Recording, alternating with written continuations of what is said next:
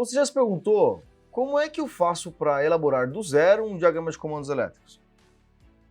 Pois é, isso não passou só pela sua cabeça não. Muitas pessoas têm dificuldade em fazer isso. E hoje eu vou te mostrar como você pode fazer. Eu me chamo Everton Moraes, líder do movimento Desperta Leão, e ajudo você, eletricista, se transformando em eletricista fora do padrão, um verdadeiro eletricista classe A. Bom, para que a gente consiga fazer isso aqui hoje, ou seja, conceber um diagrama, né, um projeto de elétrica industrial do zero, eu vou usar alguns recursos, mas principalmente uma metodologia. Que metodologia é essa, Everton? Bom, eu vou te mostrar nessa nossa aula, mas preste atenção numa coisa importante. Para que eu consiga elaborar, desenvolver um diagrama elétrico, eu preciso conhecer os componentes, eu preciso dominar comandos elétricos, máquinas elétricas. Eu costumo dizer o seguinte, não tem como eu desenvolver um comando elétrico se eu não saber, se eu não dominar o que são as máquinas elétricas. Ora, o comando elétrico vai acionar os motores elétricos, o comando elétrico vai depender do acionamento do autotransformador, por exemplo. Eu tenho várias particularidades. E se você quiser, precisa de dominar as habilidades de elétrica industrial, comandos elétricos, a minha recomendação é clica no link que vai estar aqui na descrição, que eu te ajudo a entender aí, porque nós temos treinamentos que já formou aqui mais 38 mil alunos ao longo dos últimos 9 anos. Então, eu consigo te ajudar aqui na sala da elétrica, certo? Mas vamos para o que nos interessa. Vamos imaginar o seguinte, você tem que desenvolver uma partida estrela triângulo, não, vai ficar meio complexo, o vídeo ficaria longo. Mas uma partida direta com reversão. Como é que eu tenho que iniciar essa questão do projeto elétrico industrial em si? Presta atenção numa coisa importante. Ó. Normalmente, nós iniciamos pelo diagrama de potência. E assim como no diagrama de potência, e o diagrama de comando segue uma regra importante. Né? Eu tenho um bloco inicial dentro do meu diagrama de potência, que é a respeito da proteção contra curto-circuito. Então, eu tenho aqui, ó, proteção, minha letra tá feia, hein, meu? Proteção de curto-circuito. Eu vou desenhar o mais tradicionalzão mesmo, tá bom? Proteção de curto-circuito. Logo na sequência, eu tenho um bloco normalmente maior, que vai ser de acionamento e controle, ok? E, por fim, nós temos mais um bloco aqui, agora vou desenhar de preto aqui assim, mais um bloco aqui, que vai ser proteção, sobrecarga. Esse aqui é do desenvolvimento do projeto como um todo e, por fim, não menos importante, né? A máquina elétrica. Então, eu quero, na verdade, desenvolver um diagrama aqui, onde eu tenha esse projeto de 4 blocos, fazendo com que eu consiga construir uma partida de motor elétrico trifásico com reversão. E aí, se eu conheço a nossa máquina elétrica, o nosso motor elétrico aqui, trifásico, eu sei quais são as particularidades dele, eu sei também que em um motor trifásico, para que eu consiga fazer o acionamento e depois inverter a rotação desse motor, eu preciso inverter uma das fases, né? 2 fases, na verdade. E aí eu começo o desenvolvimento. Vamos desenvolver aqui juntos o diagrama de potência. Então, sabendo desses 4 blocos, nós temos a seguinte concepção aqui, ó. Eu vou até ir desenhando aqui esses quadrados aqui do lado para que a gente consiga ir fazendo essa associação, tá? Então, eu vou fazer o seguinte aqui junto com você, ó. Eu vou chamar esse bloco aqui, né, de proteção de curto-circuito. Quem é que faz a proteção de curto-circuito? Pode ser proteão, não, né? Faltou o C cedilha aqui, ó. Nesse caso, pode ser fusíveis, pode ser disjuntor. Eu vou fazer o padrãozão, o tradicional, com fusíveis, tá bom? Então eu tenho aqui a proteção contra curto-circuito. Quando eu venho aqui na parte de proteção contra curto-circuito, eu tenho, por exemplo, os meus 3 fusíveis aqui. Esses 3 fusíveis, Eu vou diminuir esse bloco porque senão vai ficar muito grande aqui. Ótimo, aqui assim, ó. Primeiro bloco aqui, produção contra curto-circuito. Então eu tenho aqui, os meus 3 fusíveis são os iniciais. Eu posso já ir definindo as tags que nós vamos utilizar neles. Por exemplo, aqui eu vou deixar o F1, F1,2,3. Vou pôr 1, 2, 3 aqui, para que a gente consiga enxergar isso, tá? Vou até dar um zoom enquanto eu vou fazendo aqui, porque você vai ficando com uma visão um pouquinho melhor. Logo na sequência, o que eu vou ter aqui então? Eu tenho mais um bloco, como eu disse anteriormente, normalmente ele é maior, e eu vou colocar aqui, ó, que é o acionamento e controle. Então, um pouquinho, ó, o acionamento e controle. Vou deixar aqui, ó, acionamento e controle. O que eu tenho aqui no acionamento e controle? Eu vou usar, nesse caso, 2 contatores, né? Esses 2 contatores vão ter as tags aqui K1. Vocês entendem o porquê que é importante, nessa circunstância aqui, eu dominar as máquinas elétricas? Porque se eu não souber como elas funcionam, como é que eu vou saber, de fato, o que é o comutator e como que o comutator tem que comutar as fases para alimentar o meu motor elétrico trifásico, né? Bom, além, então, do acionamento e controle, eu vou ter mais um bloco aqui dentro, que eu vou chamar de proteção contra sobrecarga. Então, ó, proteção, aqui, deixa eu só diminuir aqui a letra, ficar igual aos outros, né? Proteção, sobrecarga. Pronto, vou deixar aqui, ó. Nesse caso, a produção de sobrecarga, eu posso ter alguns elementos aqui. Nesse exemplo específico, eu vou usar o relé térmico mesmo, padrão. Ah, Everton, mas eu poderia usar o disjuntor motor para fazer a proteção de curto-circuito e sobrecarga. Poderia, mas eu não vou usar. Eu quero usar o raizão total. Então, olha só, vou deixar aqui o F7. 7, cadê o 7? Agora sim, F7. Então eu tenho esses elementos. E por fim, vamos colocar, para que a gente possa finalizar aqui o nosso bloco, os nossos blocos, eu vou colocar aqui a minha máquina elétrica. A máquina elétrica é quem vai ser controlado, né? Que nesse caso vai ser um motor elétrico trifásico tradicional. Tá aqui, ó. Certo? Bom, e aí eu começo de baixo para cima, né? Eu começo de baixo para cima aqui. Ah, poder começar de cima para baixo? Tanto faz, né? O que eu quero que você entenda aqui é o seguinte, ó. Eu tenho que garantir que todos os elementos, todas as fases que chegam até o motor, passe pelo nosso relé térmico. Porque o relé térmico é quem vai fazer a parte de mensuração da proteção de sobrecarga para garantir a integridade física do motor. Do meu contator 1 até o meu relé térmico, eu preciso ter ali as conexões sendo realizadas. Obviamente que essas fases têm que ser protegidas pelo nosso fusível. Bom, independente de como as fases cheguem nos fusíveis aqui, eu sei que o K2 tem que vir e acionar o nosso motor quando eu tenho a inversão de rotação.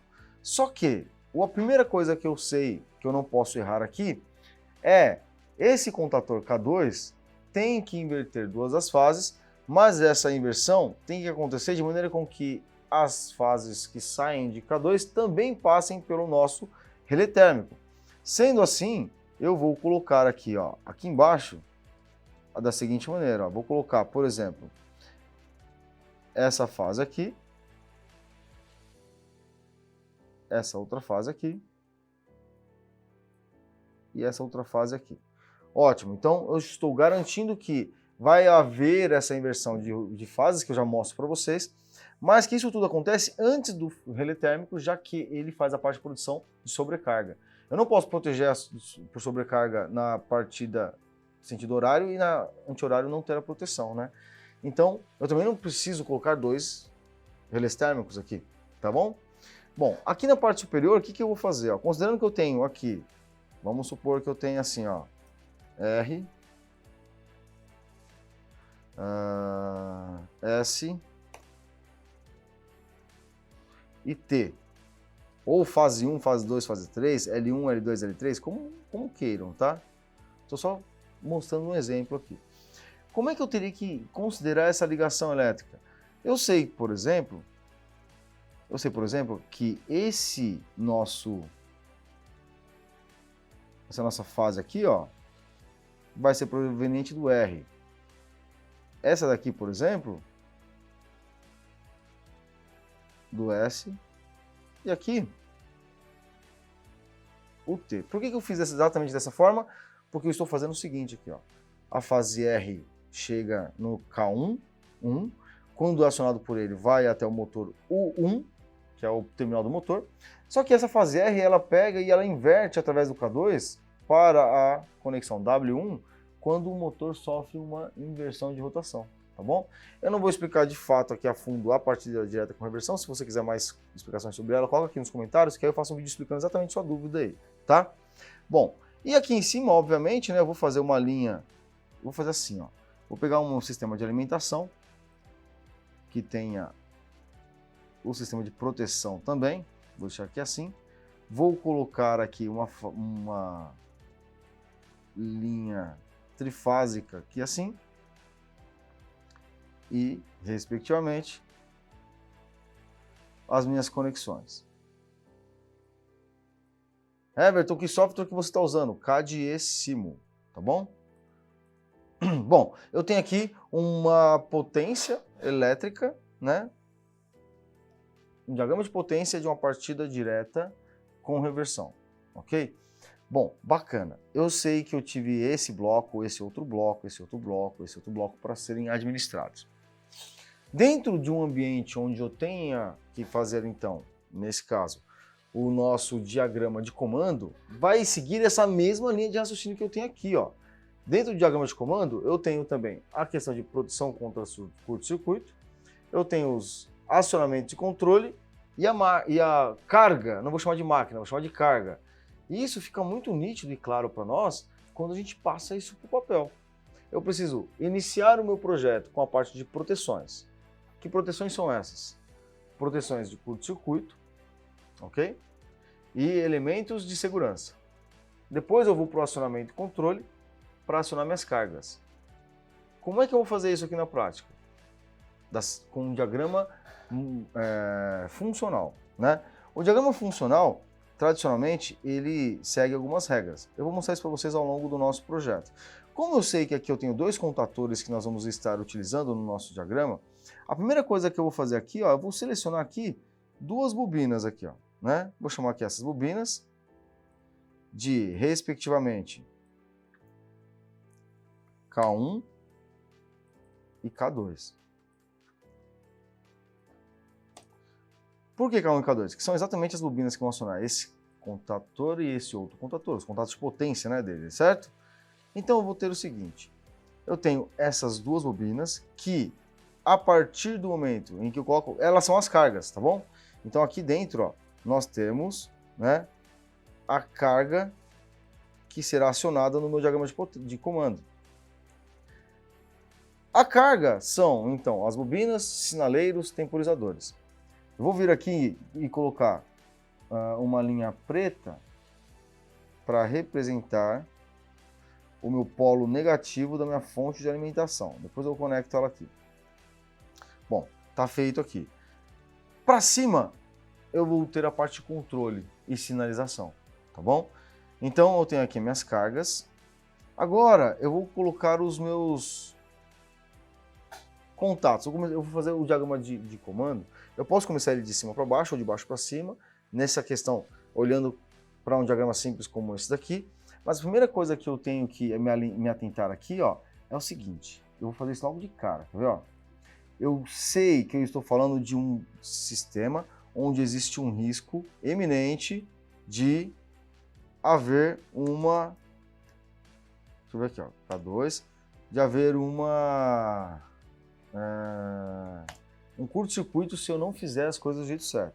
Imagina que esses dois contatores entrarem simultaneamente, eu tiver K1 e K2 acionando simultaneamente, eu vou curto-circuitar as fases R e T.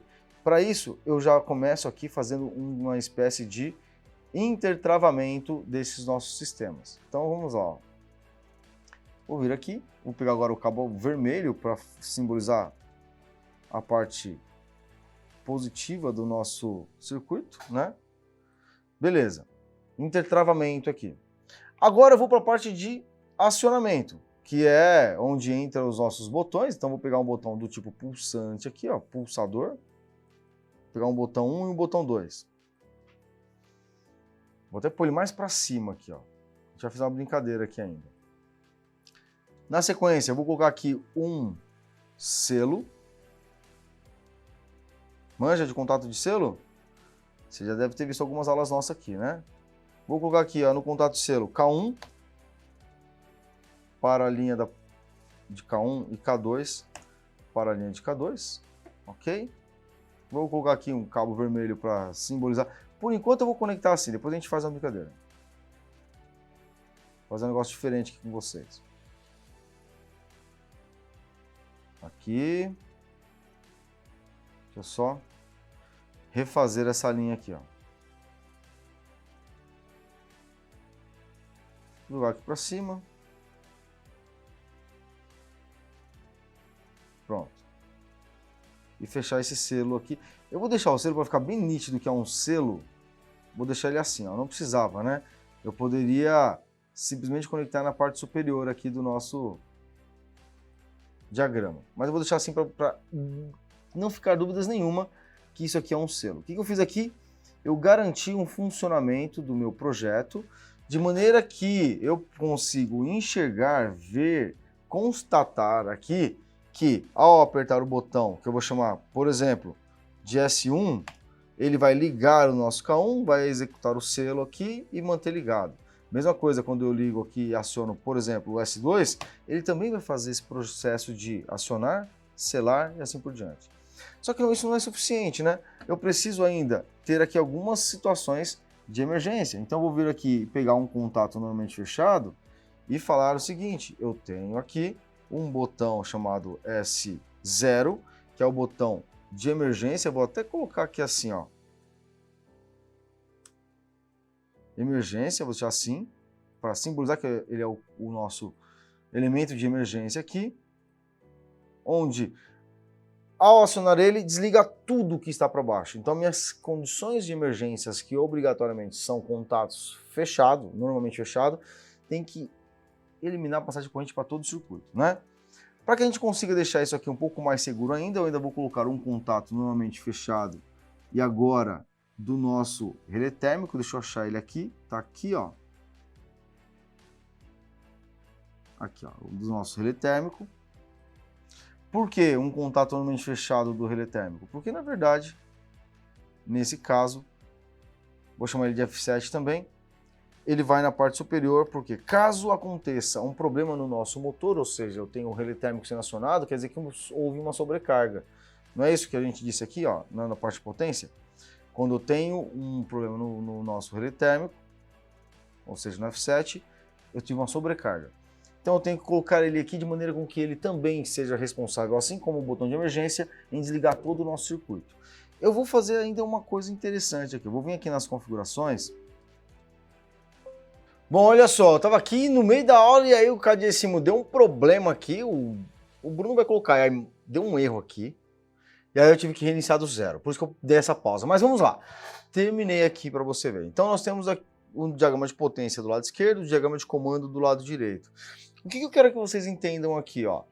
Aqui no diagrama de potência eu tenho a parte de proteção de curto-circuito, eu tenho aqui o acionamento e controle, eu tenho aqui proteção de sobrecarga e a máquina elétrica, que é a carga que vai ser acionada, não é isso? No diagrama de comando, não foge tanto disso, ó. Eu tenho a parte de proteção contra curto-circuito, que é a primeira etapa, primeira coisa que acontece dentro do diagrama de comando, que é um diagrama funcional. Depois eu tenho os elementos de acionamento aqui de proteção e segurança. Na sequência eu tenho a parte de controle e sinalização.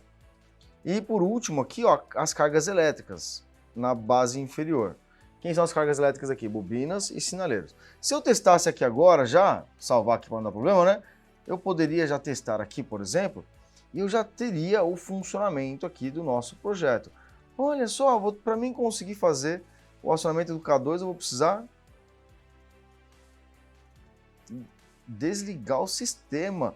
meu intertravamento então funcionou. Ah, Everton, mas eu queria apertar um botão, fazer com sentido horário, e o outro botão permitia eu desligar o anterior. Dá para fazer também, quer ver? Ó, a gente pode fazer o seguinte, por que eu deixei esse espação aqui lá no nosso início do projeto?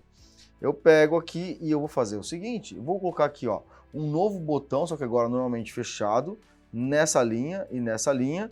Vou chamar esse botão aqui de S2, cadê aqui, ó, S2, S1 na outra linha, e vou conectar aí os processos. O que eu estou falando quando eu chamo de S2 aqui e S1? Eu estou dizendo que agora eu tenho quantos botões aqui no meu diagrama? Hã? 4? Tá errado, pô. Não, é 2 só. Como assim, Everton? 2? É 2, ó. Porque S1 e S1 é a mesma coisa, é o mesmo botão. Quando eu aperto esse, aquele lá também tem que mexer. Quer ver, ó? Ah, olha lá, você viu? Então esse e esse são o mesmo botão. Agora sim, ó, se eu apertar o S2 agora, o S2 vai abrir esse contato aqui, ó lá, e ligar o nosso outro contator. O que eu fiz aqui? Um diagrama simples de comando de partida direta com reversão, né? Mas para que eu conseguisse, para que eu pudesse ter essa percepção, eu tive que organizar minha cabeça entre etapas. Então, segurança, controle e carga que vai ser acionada. Conheço a carga? Sim, então você vai fazer o acionamento. Vamos fazer o seguinte, qual o diagrama que você gostaria que eu desenvolvesse aqui em uma aula ao vivo como essa aqui no YouTube? Vamos fazer uma série de vídeos de desenvolvimento de diagramas elétricos, de comandos elétricos? Se tem uma demanda aí, manda pra gente aqui nos comentários. Quem sabe eu não faça o seu diagrama na próxima aula. É isso, leões! Se você tiver interesse em conhecer o nosso treinamento de elétrica industrial, é só você clicar no link que está na descrição e no primeiro comentário fixado aqui do vídeo. Um forte abraço e nos vemos na nossa próxima aula. Até lá!